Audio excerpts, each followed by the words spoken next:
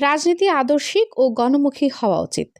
টাঙ্গাইল প্রতিনিধি সালাম চাঁদ তরফদারের তথ্যচিত্রে দেখুন বিস্তারিত। ত্রয়োদশ জাতীয় সংসদ নির্বাচনে টাঙ্গাইল-৩ ঘাটাইল আসনে স্বতন্ত্র সংসদ সদস্য পদপ্রার্থী আইনিন নাহার নিপা ঘাটাইলের প্রতিটি গ্রাম, গঞ্জ, হাট, বাজার চষে বেড়াচ্ছেন তার হাঁস প্রতীকের ভোট চেয়ে। ইতিমধ্যে ঘাটাইলে তার প্রতি মানুষের ইতিবাচক ইমেজ তৈরি হয়েছে। সংসদ সদস্য পদপ্রার্থী আইনিন নাহার নিপা বলেন, রাজনীতি আদর্শিক ও গণমুখী হওয়া উচিত, তবেই সাধারণ মানুষের প্রত্যাশা পূরণে কোনো বাধা থাকবে না। চলমান অস্থিতিশীল পরিস্থিতিতে তিনি উদ্বেগ প্রকাশ করে বলেন, নৈতিকতাহীন প্রজন্ম একটি জাতির জন্য ধ্বংস ডেকে আনে।